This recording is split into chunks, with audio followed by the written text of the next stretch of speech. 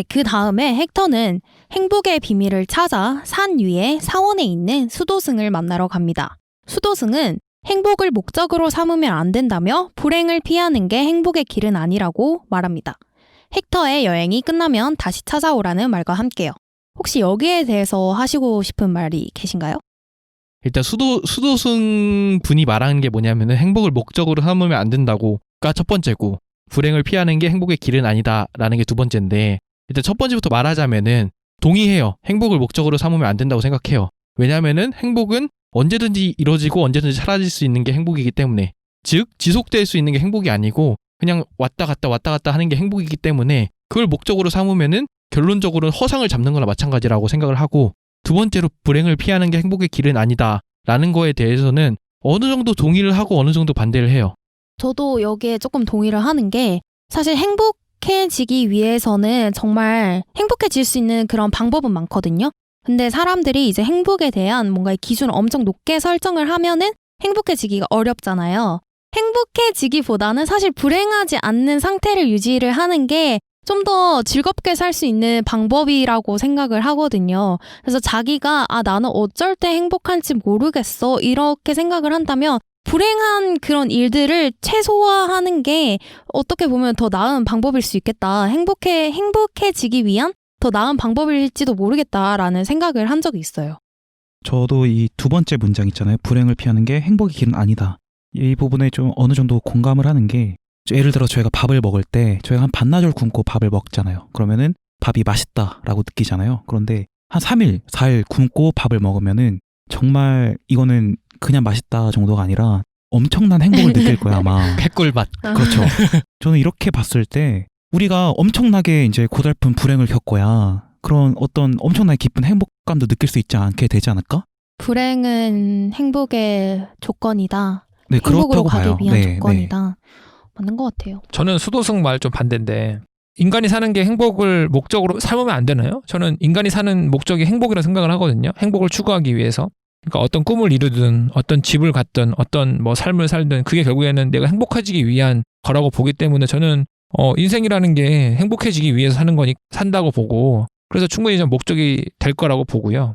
불행을 피하는 게 행복의 길이 될 수 있다고도 하는데 된다고 봐요. 좀 쉽게 생각하면은 벤 다이어그램을 그려볼 거예요. 집합 A랑 집합 B가 있는데, 우리가 행복해지기 위해서는 집합 A라는 조건과 집합 B라는 조건을 동시에 도달을 해야 돼요. 즉 교집합에 있는 사람들만 행복하다고 생각을 하는 거죠. 근데 그거 외에도 그 A랑 B가 아닌 여집합에 있는 것들을 빼도 저는 A에 속한다고 생각을 하거든요. 부자의 조건, 뭐 10억 이상 혹은 뭐뭐뭐 이상 이렇게 하는 조건의 그런 교집합들에 되는 것도 있겠지만, 그게 아닌 것들, 매일매일 밥 걱정 안 해도 되는 거, 그 다음에 뭐 친구가 있다는 거, 이런 아닌 것들만 제외해도 저는 충분히 그 집합 A와 집합 B에 들어갈 수 있다고 보기 때문에, 불행하지 않는 것만 하더라도 행복해질 수 있다고 봐요.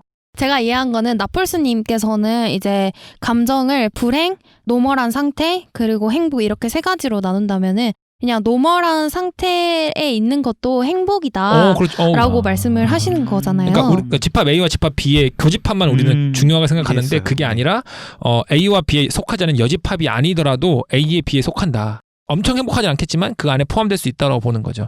수도승은 어떻게 말을 하냐면, 지금 나폴스님이 설명해 주신 그 3단계 있잖아요. 노멀한 상태, 불행한 상태, 행복한 상태, 이 모든 단계가 우리는 모두 행복하다. 이 존재 자체에서 그냥 행복함을 느껴야 된다라고 말을 하거든요. 그게 사실 이 영화의 큰 교훈이에요. 결론이고.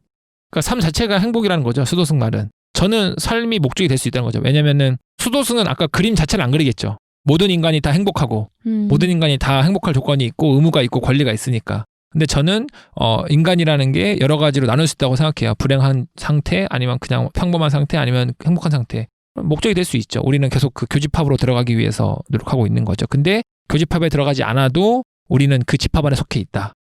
네, 수도승은 이 불행의 단계도 우리가 행복으로 인지를 해야 한다고 말을 하는데, 사실 이게 어렵잖아요. 정말 그 도를 어느 정도까지 터득하지 않은 사람이라면 정말 절망과 그런 고통의 상황에 있을 때 그걸 행복이라고 누가 느끼겠어요. 그거는 정말 어느 정도 진짜 열심히 공부를 하신 분들만 가능한 그런 경지라고 생각을 하긴 해요, 사실.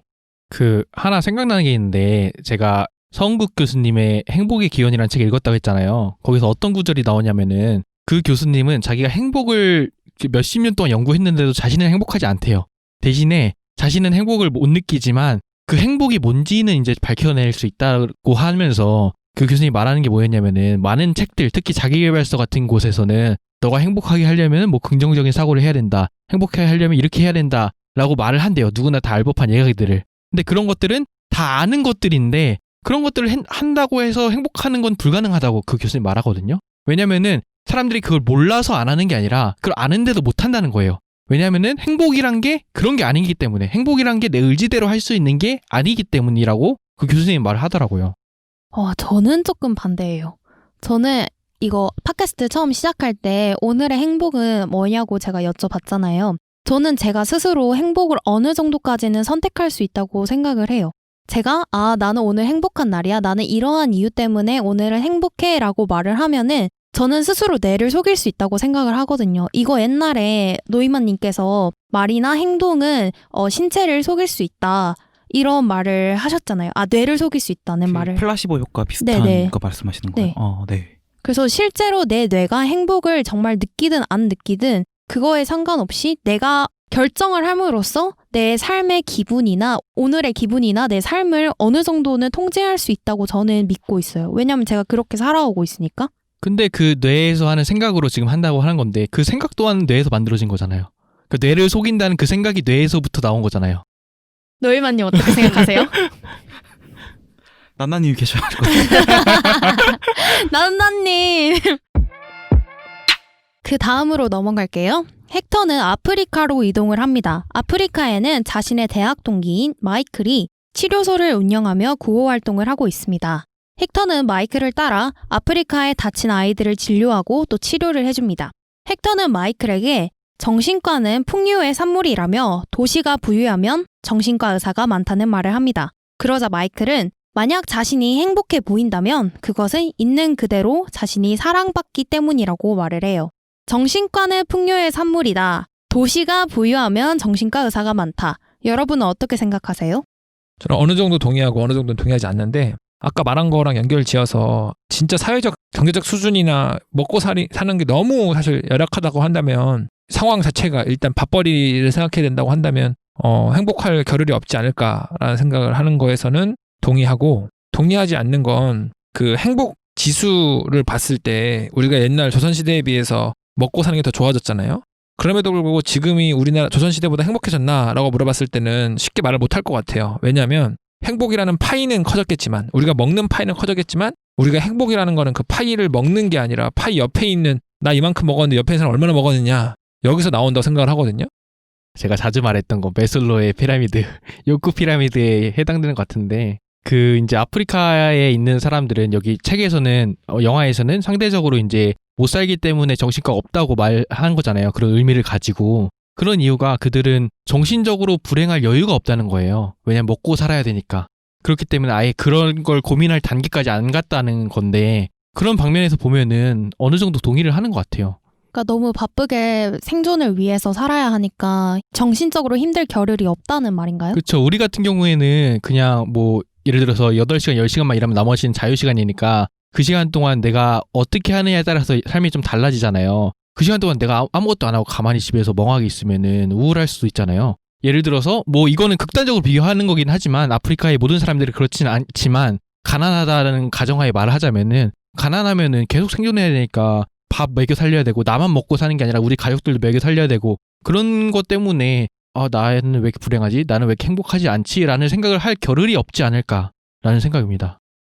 저는 제가 생각해봤을 때 저는 그 도시에 사는 사람들이랑 시골에 사는 사람들이랑 일하는 방식의 차이가 있다고 생각을 해요. 아무래도 도시 같은 경우에는 배움이나 아니면은 어떤 저의 정신적인 업무를 해야 되는 경우가 많고 시골 같은 경우에는 아무래도 어떤 육체적인 행동을 통해서 돈을 버는 경우가 많을 것 같은데 그러다 보니까 이제 도시 같은 경우에는 정신과 쪽에 이제 그런 의사가 많고 이제 시골 같은 경우에는 다른 그런 의사가 많을 것 같은데 근데 저는 이 질문 같은 걸 너무 좀 깊게 생각하지 않고 좀 직관적으로 봐야 될 것 같은 게 도시가 부유할수록 이게 의료 체계가 잘 잡혀 있다는 증거이기 때문에 정신과 의사가 단순히 많은 거 아닌가요?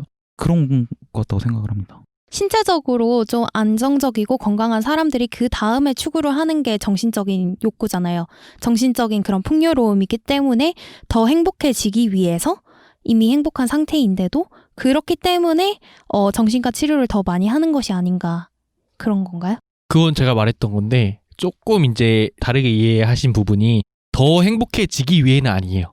더 행복해지기 위해라는 전제를 빼고 어떤 얘기냐면은 좀 예를 들어 설명드리자면은 우리가 보통 이제 행복하다, 불행하다고 할 때 행복의 기준을 자유라고 생각하시는 분들도 많은 것 같아요. 그러니까 예를 들어서 내가 회사에서 계속 일만 하니까 너무 불행해. 그 말은 나에게 자유가 없으니까 불행해라는 말과 같다고 생각하거든요. 왜냐면 내가 원치 않는 일을 계속 해야 되니까 불행하다는 거니까.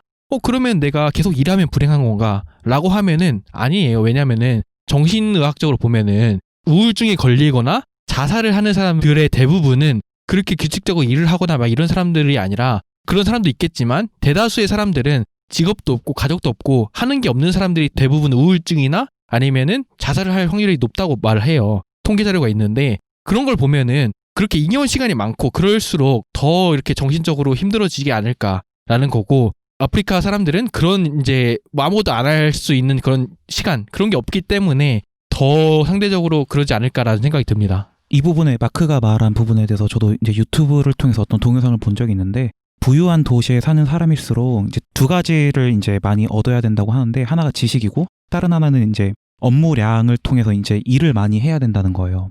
좀 단순하게 사는 사람들 같은 경우에는 뭐 동물 같은 경우에는 자신이 이제 불행, 이제 배고픔 같은 거를 사냥을 통해서 잡아 먹음으로 인해서 이제 단순하게 해결을 할 수가 있는데 도시에 사는 사람들은 그게 아니라는 거죠.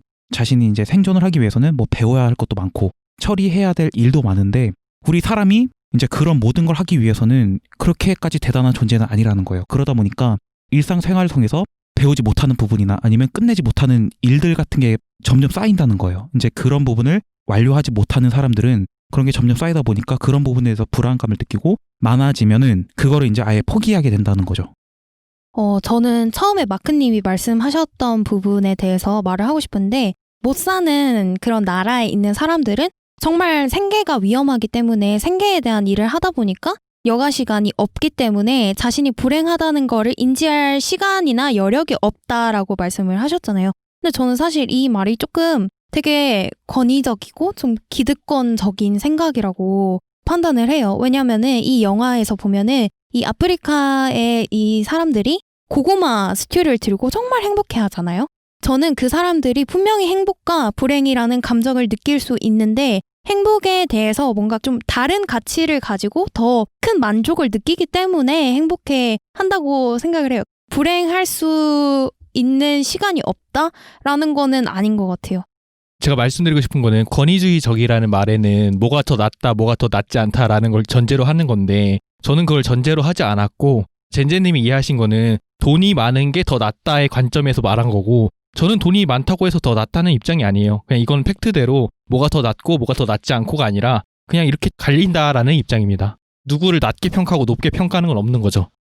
영화 속에서 아프리카에서 고구마 슈트를 먹으면서 행복한 장면이 있는 것처럼 우리도 맛있는 음식을 먹으면 행복하잖아요. 제 생각은 뭐냐면 예를 들어 우리한테 5만 원이 누가 줬어요. 그럼 우리는 뭘 할 거냐? 우리는 뭐 필요한 물건을 사거나 아니면 책을 사거나 영화를 보러 가거나 이런 걸 하겠죠. 근데 이 아프리카 애들은 5만 원 받았으면 당장 먹을 거 사는 거예요. 그렇게 힘든 상황이라면. 약간 그런 것도 있는 것 같아요. 5만 원이 만약에 생기잖아요. 그러면은 아프리카의 그 가족들은 가족들을 위해서 같이 나눠 먹으려고 한다면 그거에서 행복을 느낀다면 조금 잘 사는 나라의 사람들은 혼자 먹는 거? 그런 거에서 차이가 있을 수도 있다는 생각을 해요. 그런 게 결국 돈 아닌가요, 그러면? 그러니까 생존을 위해 살아가는 사람들은 행복을 느끼기 위한 방법이 그 한 가지 방법밖에 없다면은 돈이 많다면은 여러 가지 방법이 있겠죠. 단순히 같이 안 먹어도 나가서 비싼 거 먹어도 되고 뭐 어디 여행을 가도 되는데 그런 선택지들이 없다는 거죠. 맞아요. 그래서 더 행복해질 수 있는 기회가 많은데 그만큼 더 불행해질 수 있는 기회도 많은 것 같아요. 맞아요. 부랑 행복은 어느 정도의 상관관계를 가지고 있잖아요. 비례를 하는데 일정 수준이 지나면 부가 많아져도 행복하지 않다고 해요. 부로 인해서 행복함을 느낄 때는 불황이 오면은 곧바로 바로 더 불행해진다는 거죠. 경제적 수준과 행복 수준이 어떻게 높아지냐, 비례관계에 있느냐 궁금하잖아요. 그러니까 뭐 우리가 돈을 만약에 월급을 100만 원 버는 사람과 200만 원 버는 사람과 1000만 원 버는 사람들의 행복 기준이 어떻게 될 거냐고 보면은 100만 원부터 400만 원까지는 거의 비례적으로 올라가요. 그러다가 400만 원부터는 거의 수평선에 될 정도로 되게 낮게 기울기가 되게 낮거든요. 그러니까 우리가 400만 원을 번다는 게 우리가 뭐 적금 빼고 이런 게 아니라 400만 원을 쓴다고 한다면 한 달에 그만큼 어느 정도 수준까지는 경제 수준이 행복에 굉장히 큰 영향을 미친다는 거죠. 그게 뒷받침이 되어야지 되는 것 같아요. 그러면 두 번째 질문 드릴게요. 패널 분들은 치료소를 운영하며 구호 활동을 하고 있는 이 마이클처럼 스스로를 있는 그대로 사랑하고 있으신가요? 또 있는 그대로 사랑받고 계신가요? 글쎄요. 저는 너무 현실적으로 계속 말하는 건가 해서 뭐 현실적이 아니더라도 너무 내가 차갑게 세상을 바라보는 건가라는 생각이 드는데 저는 있는 그대로 사랑하면은 안 될 것 같아요. 물론 타인을 있는 그대로 사랑해도 괜찮지만 내 자신을 있는 그대로 사랑하면은 그게 오히려 불행하지 않을까라고 생각을 해요. 왜냐하면 발전이 없으니까요? 네. 그 내가 있는 그대로 사랑한다고 내 자신을 사랑한다고 해도 그렇다고 해서 내가 지속적으로 행복한 건 아니잖아요. 그거는 말로서는 정말 따뜻한 말이고 좋은 말일지 몰라도 실질적으로 내가 행복하는데 과연 그게 도움이 될까? 라고 생각해보면 저는 조금 아닌 것 같다는 생각이 들거든요. 왜냐하면은 나는 실질적으로 뭔가를 계속 성취하면서 행복을 느끼는데 그런 것들을 배제하고 그냥 있는 그대로 행복해라 라고 하면은 말은 좋지만 정말 그렇게 하면 지속적으로 행복할 수 있는가라는 의문이 생기는 것 같아요. 자기 자신을 무한 긍정을 하면은 그건 결국 자신의 단점을 감춰버리는 자기 합리화에 이른다. 그런 그것도 말이죠. 있고 제가 말씀드리고 싶은 거는 그런 것들 다 좋은 말인 건 모두 다 아는 사실인데 모두 다 그렇게 살지 못하는 이유는 그렇게만 해서 행복하다면은 모든 사람들이 그렇게 할 텐데 그렇게 하다 보면 지속적으로 행복한가는 아닌가라고 생각을 하거든요. 이거 어려운 것 같아요. 있는 그대로를 사랑하다라는 게 내가 있는 게 뭘까? 내 자체가 뭔데? 라고 생각했을 때 어려운 것 같아요. 외적인 기준? 외모와 이런 것만 보고 하라는 건지 아니면 내가 갖고 있는 지식과 이런 성격을 가지고 하라는 건지 어려운 것 같아요. 그러니까 있는 그대로를 사랑하고 있는 그대로를 나를 인정하고 이런 말들이 사실 저는 있는 그대로 도대체 뭔데? 라는 생각이 들어요. 그래서 되게 어려운 조건인 것 같아요. 있는 그대로의 나를 사랑하는 게 제가 느끼는 거는 그냥 말 그대로 있는 그대로의 나를 사랑하는 게 아니라 그 안에 어떤 뜻이 담겨 있는 것 같냐면은 타인의 말에 의해서 내 자신을 바꾸지 말라라는 뜻이 담겨져 있는 거라고 생각해요. 예를 들어서 내가 뚱뚱해요. 그러면은 너 뚱뚱해 살 좀 빼. 너 살 좀 빼면 좀 괜찮을 것 같은데 이런 말 계속 들어. 그럼 내가 살이 쪄서 불행한 것 같아. 계속 그 생각만 하면 불행해. 여기에 가치를 두지 말고 그 말이 정말 내 있는 그대로 사랑하라는 말이 아니라 타인에 의해서 좌지우지 되지 말라라는 말에서 현대인들이 그런 말을 많이 쓰는 게 아닌가라고 생각을 하고 그냥 말 그대로 있는 그대로의 나를 사랑하라라고 보면은 저는 그거는 조금 회의적으로 봐요. 다음 질문으로 넘어갈게요. 그러면은 자기 자신을 사랑하는 데 있어서 가장 중요한 건 뭐라고 생각하세요? 근데 제가 이 질문을 준비해온 것도 어떻게 보면은 사랑해야 한다라는 그런 전제가 깔려있네요. 자기 자신을 사랑해야 한다고 생각하세요? 사랑하면 좋겠죠. 근데 사랑하면 좋겠지만 전 사랑할 필요는 없다고 생각해요. 나는 나다라고 하면 되지 않을까. 질문이 자기 자신을 사랑하는 데 있어서 가장 중요한 건 뭐라고 생각하세요라고 말씀해 주셨잖아요.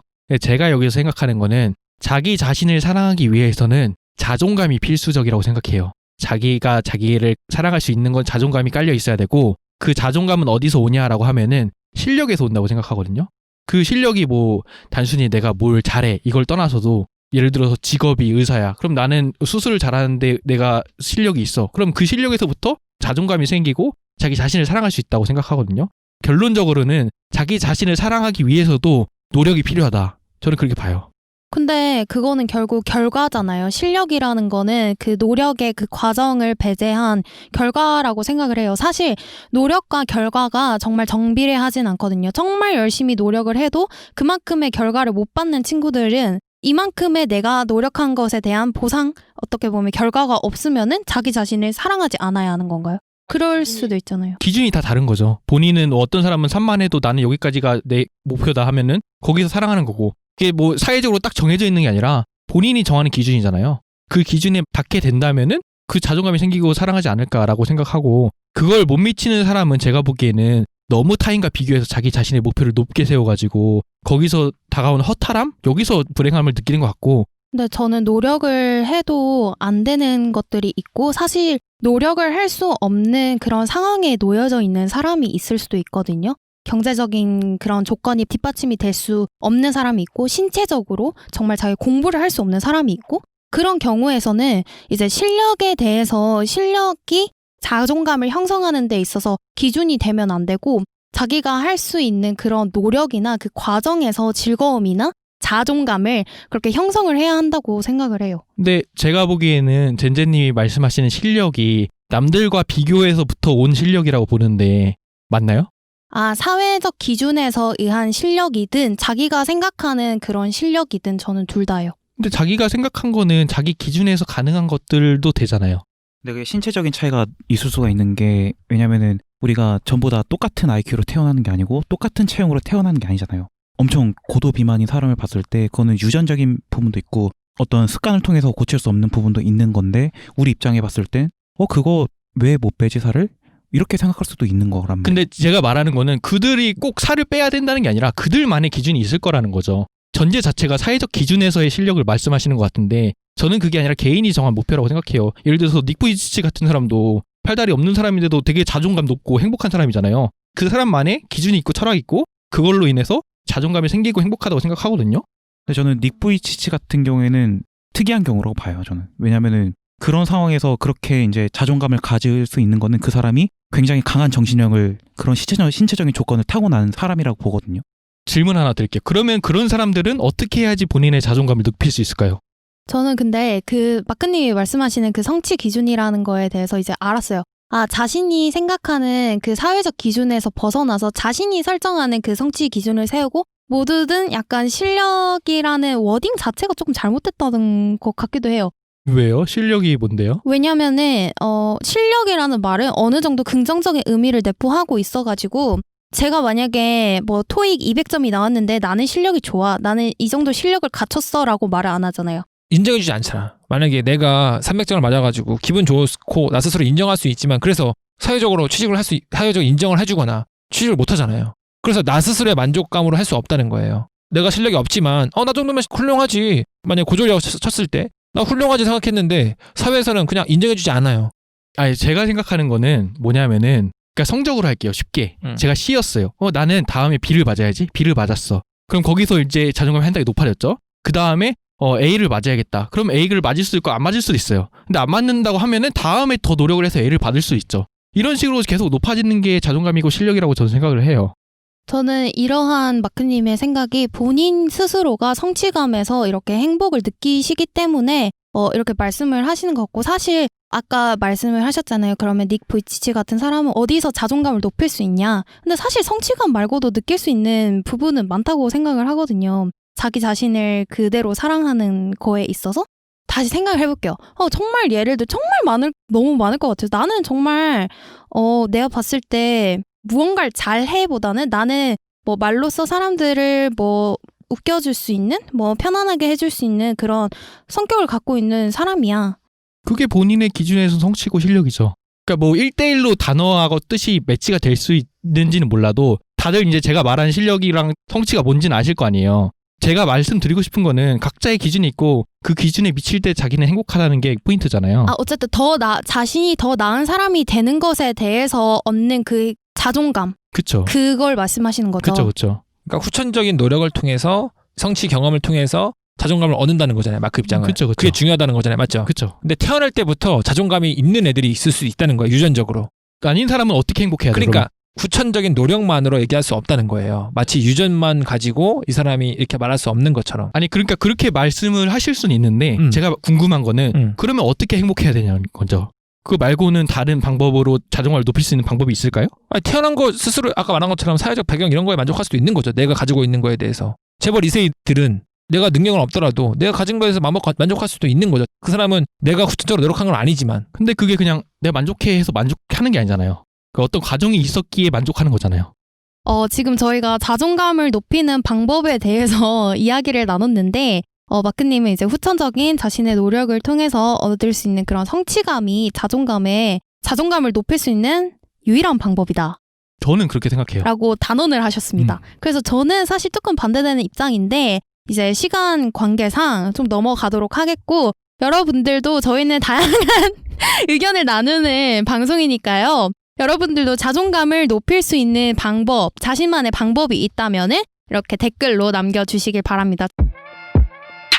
그 다음으로 넘어갈게요. 아프리카로 가는 비행기 옆자리에서 만난 여성으로부터 고구마 스튜를 먹는 가족 식사에 초대를 받게 됩니다. 화려한 음식도 아니지만 모든 가족들이 너무나 즐거워 보이고 행복해 보여요. 행복은 거창한 것이 아니라 아주 사소하고 평범할 수 있다는 걸 영화에선 보여주고 있습니다.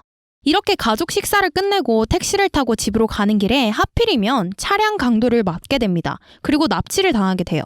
감옥에 갇혔지만 그 전에 펍에서 만난 아프리카의 최고 권력을 가진 마약상과 자신이 친구라는 것을 증명하게 되고 풀려나게 됩니다. 헥터는 행복은 살아있음을 완전히 느끼는 것이라고 생각을 해요. 마을로 돌아가서는 헥터의 살아 돌아옴을 축하하는 웰컴백 파티가 열리기도 합니다. 그리고 헥터는 행복은 축하할 일을 축하하는 것이라고 자신의 행복 수첩에 기록을 합니다. 마지막 여행지로는 헥터는 첫사랑 아그네스가 있는 LA로 가게 돼요. 아그네스는 이미 결혼을 해서 아이들과 행복한 가정을 꾸리고 있었는데요. 그 둘은 뇌파 기계로 감정 상태를 연구하는 저명한 심리학자를 찾아가게 됩니다. 뇌파를 감지하는 기계를 착용하고 실험을 하던 중 런던에 있는 여자친구 클라라와 전화를 하게 되는데 며칠 전 클라라와 심한 말다툼을 한 뒤였기에 전화를 하면서 자신의 일방적인 여행과 상처를 주었던 지난 날들의 말들에 대해서 사과를 하게 돼요. 항상 억누르고 숨겨왔던 자신의 솔직한 감정을 다 이야기를 하게 되는 것이죠. 그러며 자신에게 가장 행복한 것은 클라라와 평생 함께하는 사람이 되는 것이라며 그동안의 여행의 기억을 모두 떠올리며 울먹이면서 말을 해요. 감사하고 기쁘고 또 두려웠던 그 각각의 감정을 온전히 느끼면서요. 그러자 이런 헥터의 뇌는 신기한 반응을 보이기 시작합니다. 뇌에서 각각의 감정들을 나타내는 영역들이 모두 신호를 뿜고 있는 것이죠. 마치 오로라처럼요. 그리고 그것을 관찰하는 박사는 이것이 마치 인생과 같다라는 말을 합니다. 그래서 제가 생각했을 때 이 장면은 우리 인생은 기쁘고 두렵고 감사하고 그 모든 기억들이 이 모든 순간들이 다 행복이다 라는 이런 메시지를 준다고 생각을 했거든요. 여러분들은 어떻게 생각하세요? 이 장면은 어떻게 해석하셨나요? 살아있는 모든 것이 행복이다라고 하는 거는 저는 좀 너무 자기 최면이나 자기 합리화 같다고 생각을 하고 행복이라는 감정이 어디서 오느냐라고 한다면 저는 슬퍼서 엄청 펑펑 울은 다음에 기분이 개운할 때가 있잖아요. 그 다음에 엄청 화를 내가지고 속이 풀렸을 때도 있고 그런 것처럼 행복이라는 거는 어떤 기쁨이라는 항상 그런 감정만 동반하는 게 아니라 여러 가지 감정들과 연결될 수 있다라고 저는 해석했어요. 저는 그 행복의 기원 쓴 교수님의 말을 또 언급하고 싶은데 그 교수님이 말씀하시는 게 우리는 어떤 현상을 이해하기 위해서는 그 현상의 벌거벗은 모습 그대로를 먼저 파악을 해야 된다고 그렇게 말을 해요. 그 말은 뭐냐면은 행복이 어떤 건지를 파악하려면은 행복이 무조건 좋은 거다, 이상적인 거다 이런 프레임에서 다 벗어나서 그 본질적인 벌거벗은 그 행복의 모습을 먼저 파악하고 거기서부터 시작해야 된다고 생각하거든요. 그 행복이란 게 정말 이상적이고 행복하고 막 기분 좋고 이런 게 아니라면은 이런 말 자체가 성립이 안 된다고 봐요. 저는 되게 직관적으로 봤는데 그냥 인생에는 뭐 희노애 애락이 전부 다 뭐 담겨 있다 뭐 이런 식으로 그냥 직관적으로 저는 봤어요. 그 모든 감정이 행복이라고 말을 하는데 여기에 네. 동의하세요? 저는 동의하죠. 그러면 이제 마무리예요. 다시 런던으로 돌아가기 위해 공항에 간 헥터는 중국의 스도슨과 스카이프를 합니다. 그리고는 모두는 행복한 권리가 있고 모두는 행복해야 할 의무가 있다는 것을 깨닫게 됩니다. 런던으로 돌아간 헥터의 삶은 이전과 다릅니다. 반복되지 않는 삶을 살아가며 삶을 훨씬 여유롭게 즐기게 되죠. 영화 초반에 나온 헥터의 모습과 정반대의 모습을 보여주게 되며 영화는 끝나게 됩니다. 그러면 여러분은 행복은 뭐라고 생각을 하세요? 이 영화를 보면서 좀 생각의 변화가 있으셨나요, 혹시? 저는 행복 애들한테 가끔 수업하는데 그럴 때 한번 읽어주는 시가 있어요. 시 한 편 읽어드리겠습니다. 죽은 시인의 사회랑 연결되는 느낌으로 계속 가고 있어요, 제가. 자물쇠가 철컥 열리는 순간 조제도 시인이 쓴 거고요. 제목이 행복할 때예요. 맛있는 거 먹을 때, 용돈 받을 때, 내가 착하다고 느껴질 때, 사람들과 즐겁게 어울릴 때, 남을 도와줄 때, 칭찬받을 때, 주위 사람들이 행복할 때, 친구와 놀러 갈 때, 잠잘 때, 공부가 잘 될 때, 저녁에 엄마와 전화할 때, 아무 생각 없이 텔레비전을 볼 때, 남자친구를 볼 때, 놀 시간이 생겼을 때. 그러니까 아이 입장에서 쓴 행복이라는 건데 결국에는 사소한 것들이 행복이라고 보는 것 같아요. 저도 거기까지 하겠습니다. 오늘 방송을 통해서 행복에 대해서 정말 다양한 이야기를 나눠봤잖아요. 사실 이 헥터의 의견에 동의를 하지 않으시는 분들도 꽤 많고 저희 패널 분들 중에서는 패널들 사이에서도 의견이 대립이 되는 부분이 있었어요. 근데 어쩔 수 없는 부분 같아요. 결국 저는 이게 키워드라고 생각을 하는 게 그 마크님이 말씀하시는 그 행복, 박사님이 말씀하시는 행복과 마크님이 말씀하시는 행복, 또 이 수도승이 말하는 행복 다 다르잖아요. 근데 제가 오늘 첫 질문으로 오늘 행복한 일은 뭐냐고 말을 물어봤을 때 모두 하나씩은 얘기를 하셨단 말이죠. 분명히 자기의 기준에서 행복한 일이 있다고 생각을 해요. 그래서 제가 말씀을 드리고 싶은 부분은 뭐냐면 이 기준 저 기준 다 떠나서 행복이 뭔지 그냥 남들이 말하는 거 다 쌩까고 그냥 자기만의 행복 기준을 한번 생각을 해보셨으면 좋겠어요. 자기가 어쩔 때 행복한지. 그래서 그걸 알면 저는 그냥 더 쉽게 행복해질 수 있다고 생각을 하거든요. 자신이 행복한 순간들을 좀 적어보고 어떨 때 자신이 행복해지는지 그런 거를 좀 알면은 더 행복해질 수 있는 그런 기회가 많아진다고 생각을 해요. 행복은 연습이 필요하다고 생각을 합니다. 이건 저 생각이에요. 젠젠의 생각이고 여러분들이 어떻게 행복해지는지 그런 방법들도 한번 댓글로 적어주셨으면 좋겠습니다. 여러분들이 앞으로 더 행복해지셨으면 좋겠어요. 이 말도 제가 말을 하는 게 행복해지지 않아도 된다, 의무가 없다라는 말을 들었지만 어쨌든 저는 나플스님과 비슷한 생각이에요. 저는 사람이 행복하기 위해서 살아야 된다고 생각을 하고 좀 더 행복해질 수 있는 길을 안다면은 행복하게 사는 게 맞다고 생각을 해요. 그래서 여러분들이 더 행복해지기를 바라면서 이번 방송을 마무리하겠습니다. 오늘도 슬기로운 지식 한 잔에 취하세요. Cheers! Toujours madame madame mais mon cœur toujours padam padam avec un café avec une baguette marchant sous la tour Eiffel